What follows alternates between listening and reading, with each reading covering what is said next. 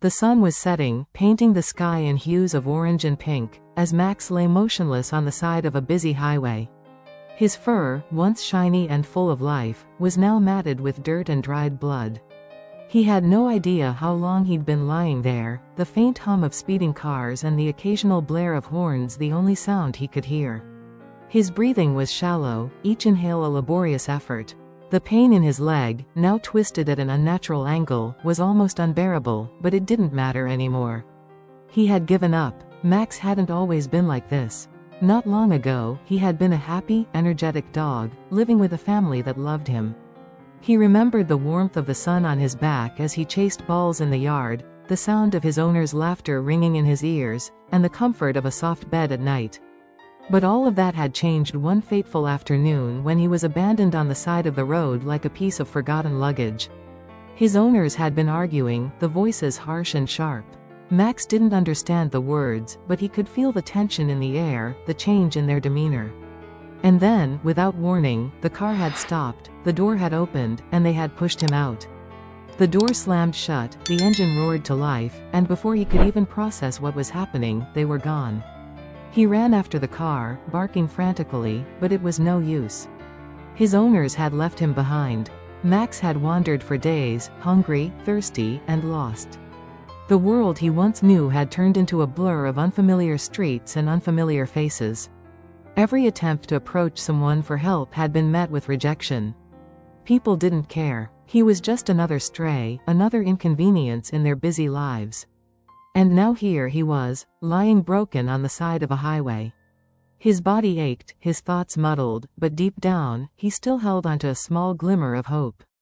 Maybe someone would see him, maybe someone would stop and help. Maybe there was still a chance. It was then that a car screeched to a halt nearby.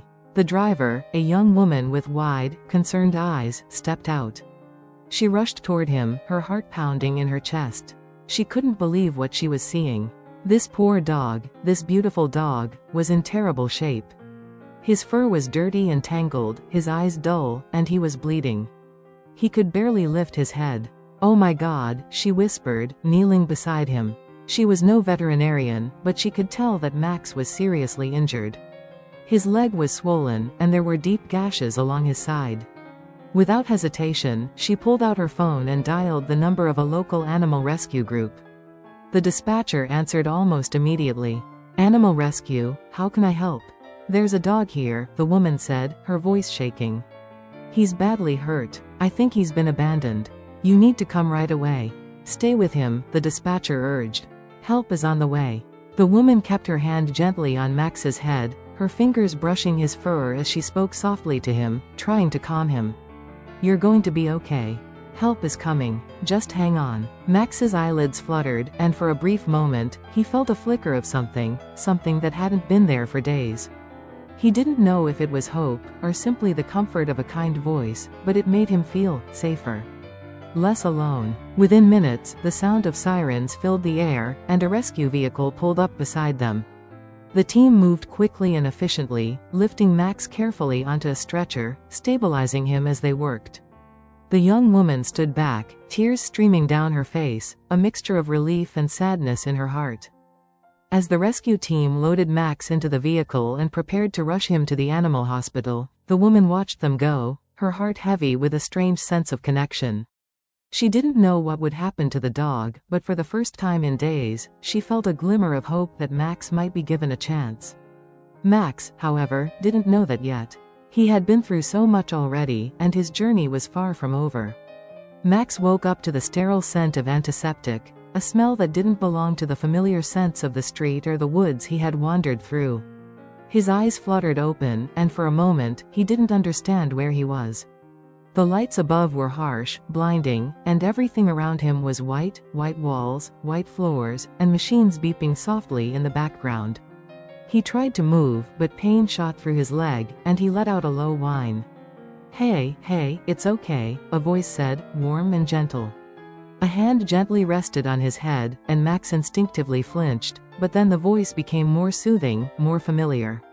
"You're safe now." He turned his head slightly and saw a woman sitting beside him, her face soft and comforting. She was the one who had found him on the highway. Her name was Emily, though he couldn't understand it in his state, but her presence brought him some sense of peace. Max couldn't remember the details of how he had gotten here, but he felt something inside him relax. He wasn't alone anymore. The pain in his leg was still unbearable, but there was no danger of cars speeding by, no harsh winds or hunger gnawing at his insides. He was in a place where people cared, where he could rest, heal, and maybe, just maybe, have a second chance.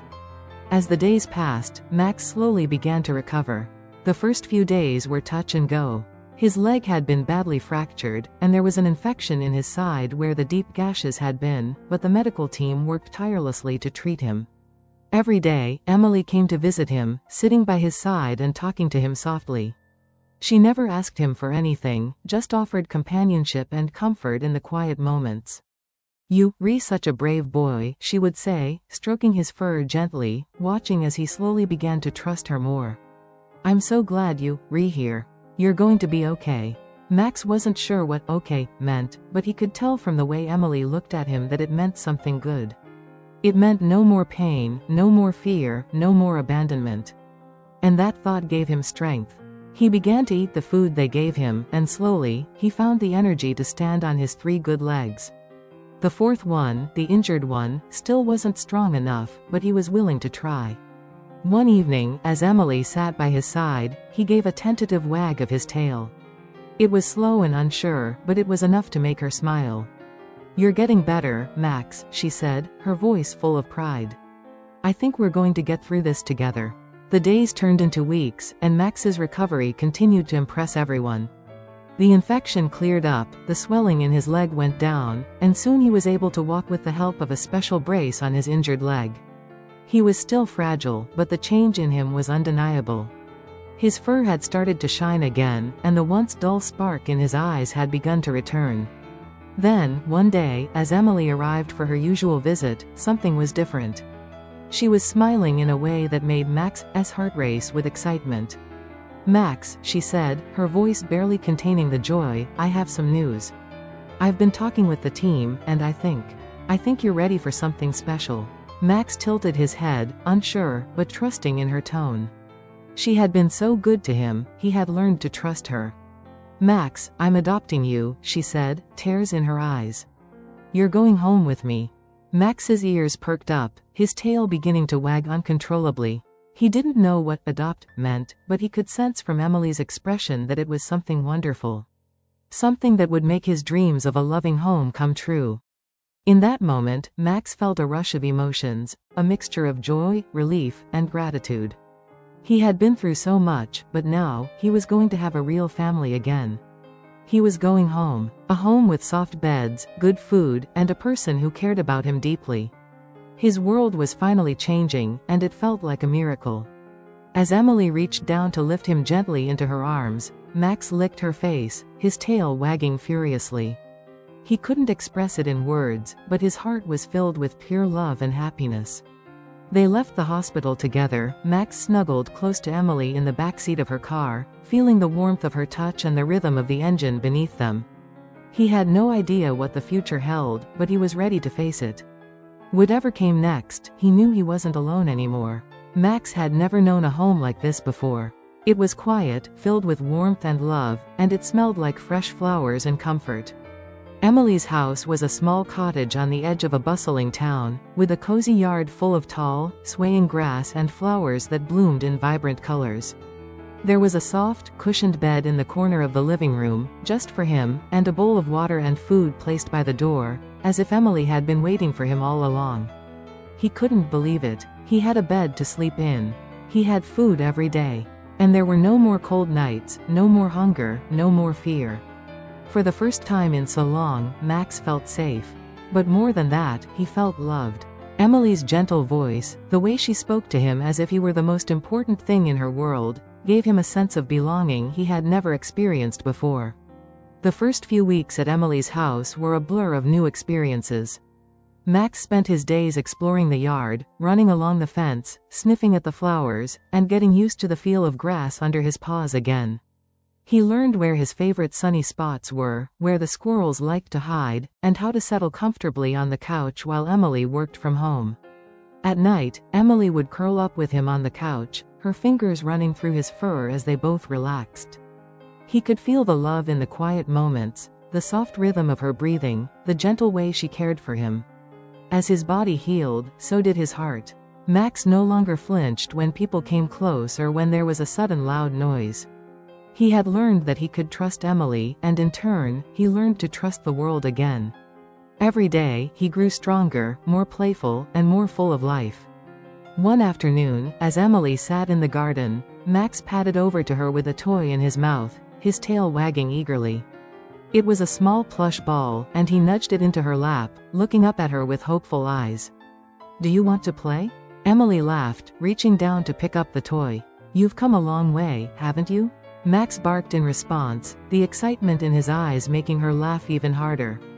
With a gentle toss, she sent the ball sailing across the yard, and Max took off after it, his legs moving with more strength than he had ever known before. He was running at full speed now, his injured leg no longer a hindrance. He could feel the wind in his fur, the freedom in every stride. As the weeks turned into months, Max's transformation was nothing short of miraculous. He had gone from a broken, abandoned dog on the side of a highway to a healthy, happy companion who filled Emily's home with joy. But there was still something about Max that stood out, his deep bond with her, the unspoken trust that grew between them every day. One evening, after a long day of play and walks around the neighborhood, Max and Emily settled down together. She sat cross-legged on the couch, and Max lay beside her, his head resting on her lap. He closed his eyes, content and at peace. Emily ran her fingers through his fur, her gaze soft and full of affection. "You know, Max," she said, her voice quiet, "I've had a lot of animals in my life, but you're special. You've taught me so much about resilience and love. I think I needed you as much as you needed me." Max looked up at her, his eyes filled with unspoken gratitude. He had been abandoned, left to suffer alone, but now, he had a family. He had a future. And it was a future filled with love. A few months later, Emily received a phone call from the Animal Rescue Center. They wanted to let her know that they had placed the last of the animals from that rescue in new homes, and they were all thriving. It was bittersweet news for Emily. She had seen the pain that Max had gone through, and she knew how lucky he was to have found her. But she also knew that there were still so many dogs like Max out there, waiting for their own second chance. "I want to do more," Emily said to herself one evening, as Max sat at her feet, his head resting on her knee. "I want to help more dogs like you." She began volunteering with the rescue center, offering her time and her home to foster other animals in need. Max, with his gentle nature and understanding of what it meant to heal, became her little helper. He would greet each new dog with patience and kindness, showing them that there was hope, that there was a future waiting for them, just as it had been for him. Max's story became one of inspiration, of overcoming pain and fear to find a place of peace and love. His journey, which had begun on a highway in despair, now continued in a home filled with laughter, trust, and the promise of forever. And every day, as Max lay beside Emily, his tail gently wagging, he knew he had found his place in the world, a place where he was truly home.